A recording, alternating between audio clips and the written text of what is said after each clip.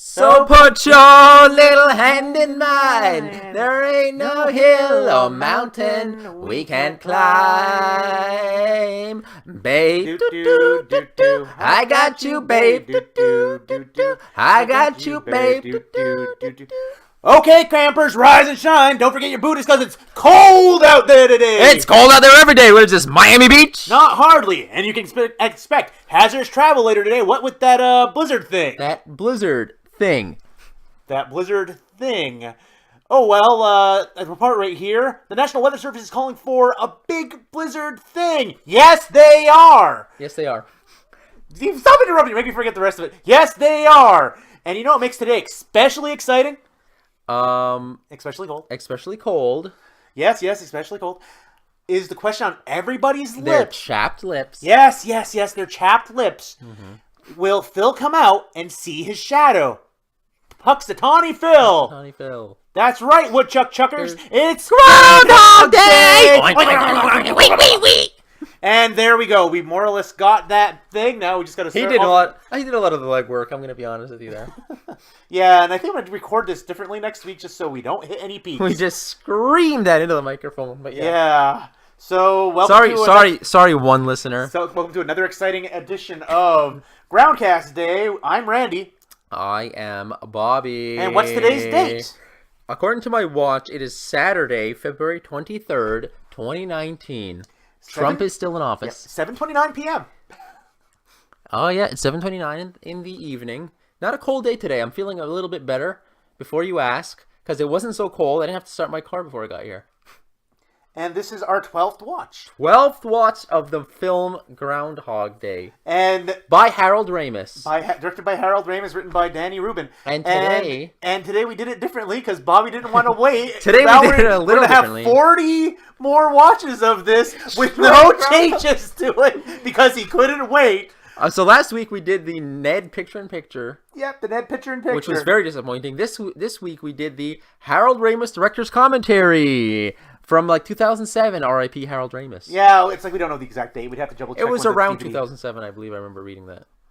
So about 12 years ago, actually. Yeah, about 12 years ago. We watched it and we more or less learned nothing new. No, because the people who wrote the IMDb trivia basically got most of it from this director's commentary. Which is what you do with a director's commentary. You mine it for all the pertinent information and you put it on IMDb so people like us with no lives doing a podcast can go on there and make fun of the people writing them, especially the ones that are seemingly using us as a reference because I'm starting to see things pop up and off because I check this stupid trivia like once a week and I notice changes and some of them are... Tell us about some of those. No, the specific one I'm bringing up. Yeah. Do it right now. From a couple of weeks ago we had... mentioned that I think it was a couple of weeks ago. And Randy, by the way, now has this saved to his desktop. No, not saved to my desktop. On my phone, I go here and I click IMDb. It brings me straight to Groundhog Trivia. So this is one of the newest ones I've noticed pop up on here. We had brought up we've been trying to determine when the lighting is for the like when he wakes up in the morning, why it'd be so bright. Why it's so bright at 6 a.m. in under Pennsylvania. Trivia, which actually I think would be more under a continuity error. Groundhog Day is... Oh, wait, that's the wrong one. When Bill Murray, wakes up... you want me to do it in the voice.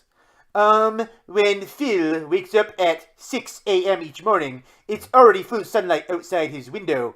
In real life, the sun doesn't rise in Puxatawny until just after 8 a.m. on February 2nd each year. But I thought we already did that one before, Randy. No, that was the one I was telling you about earlier. I thought there was another new one that was added. Oh no! Somebody added the arbitrary to the. Please read that one. The arbitrary date. That one we talk about this every time. That one you have to read because. No, there was like I said, they literally added the word arbitrary date. They added the word arbitrary. The winning bid for Phil Connors in the Bachelor auction is $339.88. An amount to this day appears arbitrary. Mm-hmm. Because it is. It is. But there is an interesting. And also they added the words. But there's an interesting coincidence.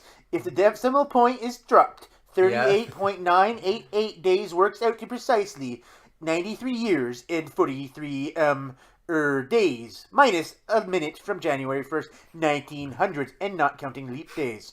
93 years and 43 days. Ends on February 12th, 1993, the day Groundhog Day was released in theaters. Who gives a shit? This movie has nothing to do with New Year's Day. Or 1900. And the thing that always takes me even more out of it is that not counting leap days. Yeah, you gotta count leap days, you motherfucker. Because they occur. A leap day is an actual day. If I was born on the February 29th, that would still be my birthday. You celebrate on the 1st. I know, but what I'm saying is like you celebrated on March 1st or you celebrated on the 28th, but still, I would have been born on February 29th. It is a day, it counts. You motherfucker who wrote that, you are a scumbag. I wouldn't say that. I wouldn't go that bad on them. It's like, I'm looking at some of these things and it's ridiculous. Desperately need material, so just use hyperbole, overreact, and pretend it offends you. Here's the thing, nothing on this offends me. It's just kind of like, I'm laughing at it because I'm like, oh, hey, we mentioned that. Oh, wait, that John Candy thing is no longer there. Guess what Randy said this week? Randy said he would be comfortable watching this movie every day. Yeah, I would have no problem with that. The only problem is actually logistically, because it's like I'm usually not free to do stuff on Sunday. Mm-hmm. So I'm just like, oh, crap. But if I could do it, I could watch this movie every day. I could watch it every day if I could also surf the internet while it was on. Oh, no, I mean, I could do it without having to surf the internet, nothing. I could just watch this and enjoy it. There's no way I'm doing that. I could do it every day this week, and I could report back to you and tell you. I'm doing that. But that counts tomorrow. After we continue 1 year, you can do it every day if you want and report back to me. I'm only going to do it maybe every Groundhog Day from now on. Yeah, you mean like a sane person? Mm-hmm. Starting next year. Like an absolute sane person. So, Bobby, as per our usual, how do you enjoy this movie this week? This is our regular segment. Does Bobby hate this movie any more than I hate this movie, yeah. Do I hate it more than last week? No. I hate it a little less than last week because today, where we live, near Montreal, it is actually above 0 today. And I didn't have to start my car, so it wasn't a huge hassle for me to drive to your house today. And I laugh because you're like, I want to avoid people doxing me, but I'm going to start giving them hints that it's like, we live near Montreal. Randy, we did an entire Weaver Dice podcast where we said we live near Montreal. Yeah, I know, but nobody listens to anything else on your channel, so... Yeah. Actually, specifically, nobody listens to this podcast, except for the people that keep posting trivia. That it's too coincidental that it's been happening. One guy, because according to YouTube views, we have like 1 view. And it's not me, because I don't click on or anything. So what did Harold Ramis say? That's what I was going to ask you. So what did we learn this week? Well, you were supposed to write stuff down. Did you write anything down that I said? No, I didn't write anything down. Well, except for one thing that that I didn't need to write down, but the other one I wrote down just to see if you'll remember this one. Yeah. Overdubbing. Oh, yes. At the beginning of the movie, when Phil, Rita, and Larry are going out to trying to escape on the first day of Groundhog Day before the time loop, they talk to a cop, and on the highway, whenever all the trucks, the truck is stopped all the traffic in the blizzard, which was fake snow. And Bobby, week after week, has said that there's something off about the scene. He can't quite put his finger on it. Yeah. And then it's like, well, watching the commentary... Previously, I thought that the scene was in a green screen, but as we learned from the IMDb trivia, it's not. It was filmed live on the set. Yeah, it filmed at an actual thing. That was actually the same place that one of the chase scenes or the big chase scene in the Blues Brothers was done. So what we learned this week was that the snow was fake. Yep. And more importantly, what threw me off, what gave me an uncanny feeling, some might even say, is that the cop's voice was dubbed over. The cop was actually a robot, and that's why we get an uncanny valley. 1993 CG wasn't very good. No, what they did is a mannequin. It was mannequin. Apparently, the voice. Apparently, the actor was an extra that they got on set. He couldn't act very well, or his voice didn't sound right. So they got somebody with a tougher sounding voice, and they overdubbed it. But I would never have noticed that until he pointed it out. No, the timing, the lip sync is perfect. I never noticed it, yeah. All I got was an uncanny feeling about the scene. Yeah, it's like, I've seen worse overdubs, like Cull, the movie Cull, the 1980-something movie Cull, where they overdubbed the princess character completely. Or, as we've learned from last year's viewing, almost the entirety of The Room.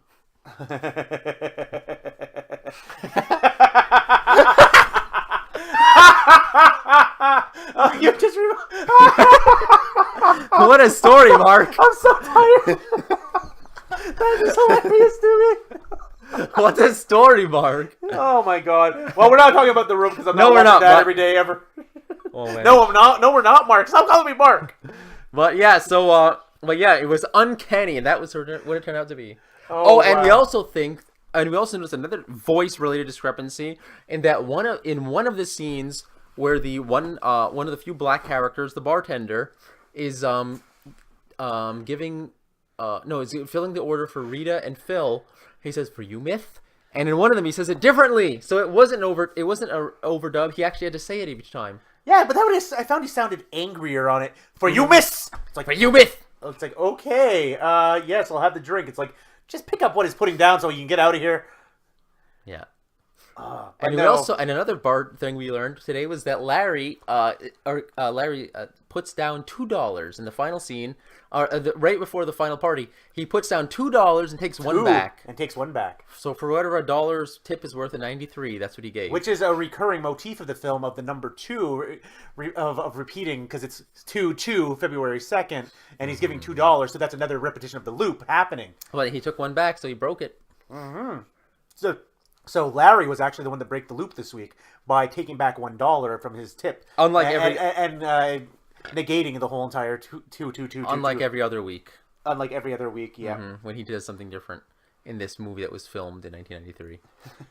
Actually filmed in 1992. Oh, 1992, yeah, sorry. So more repetitions of the number 2.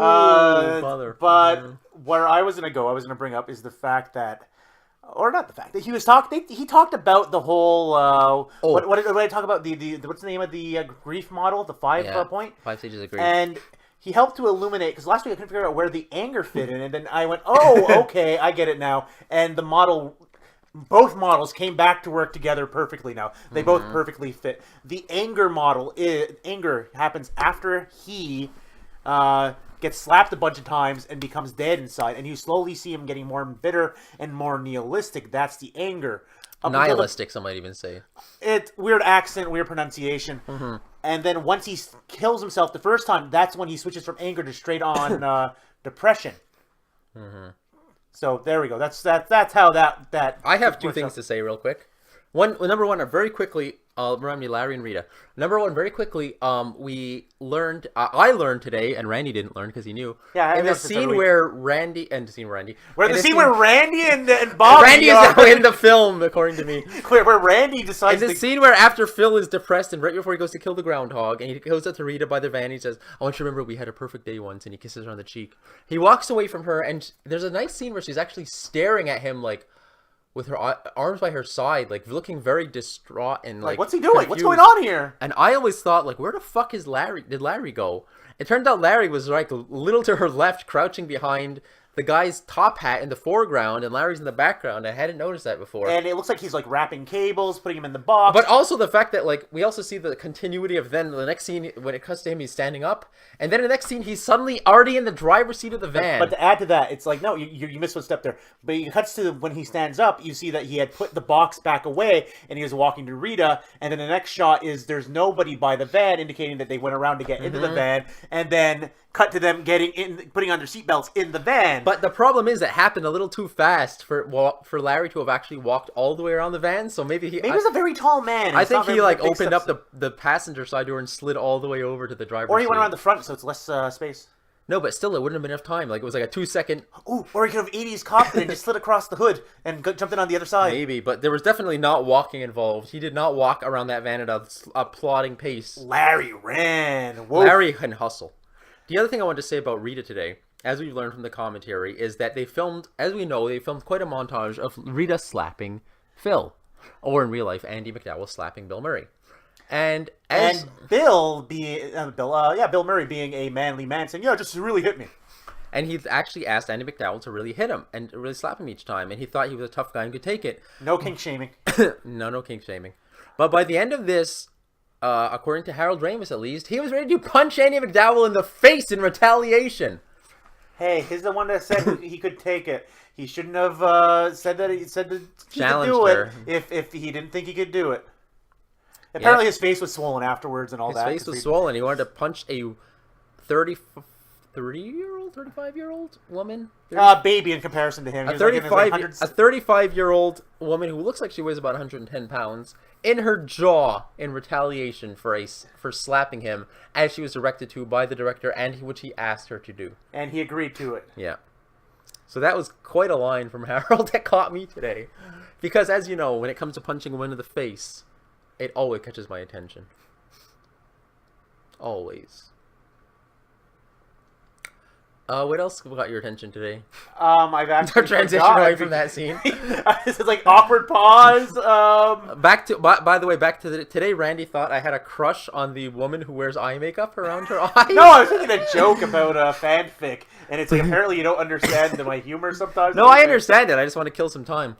Yeah. So today, the woman in the big groundhog scene, in the groundhog reveal scene, who is a reporter from another network, who's blonde white woman around. Let's face it, a typical woman in this movie. Blonde white woman around her 30s. Who works as a reporter for a rival network, has a lot of eye makeup around her eyes. And every time I point that out, and Randy for some reason thought I had a crush on her and was making fun of her. I'm making fun of you. He was making fun of me. Does that mean? Wait, does that mean you have a crush on me? Well, I did put a snow down your back earlier on, and you keep dreaming about me for some reason. Son. Yeah, no, it's like Bobby will occasionally just send me a message like, I had a dream about you. Why do you keep dreaming about me? I was jerking off so hard. I woke up, I had a wet dream actually, and I woke up covered in semen. And I was like, well, the last thing I remember is a 280-pound fat man in my dreams, and why am I covered in semen? And then my head popping on the side going toasty and then going away. Toasty! and then Sonic running through yelling with the face of Bill Murray wearing...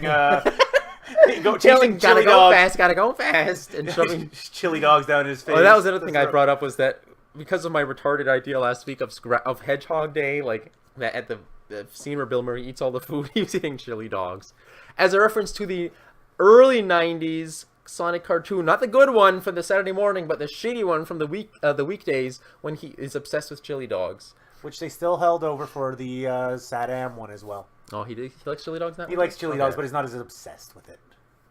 Which, like, it's not his defining characteristic. They made him more three-dimensional in that one. Just like the defining characteristic of Phil is that he just wants Rita so much. He wants to what? He wants Rita so much. Yeah, he wants Rita so much. She completes him. She's his chili dog.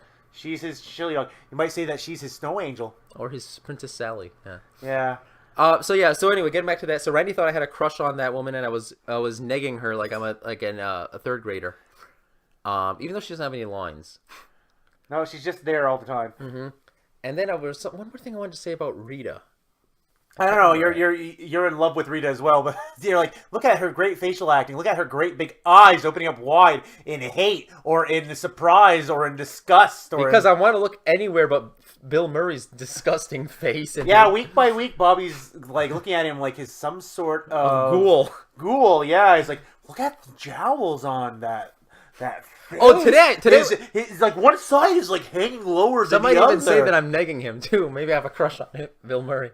I have a crush on everybody in this movie. Oh, well, that's because you're just obsessed with all the random characters. Where I'm just sitting here going, I like movies, and then my brain blanks out and I say a bunch of stuff and then I move on. Yeah, today I noticed that Bill Murray actually has one like scar on his like right cheek, but not his left, and his face looks very asymmetrical.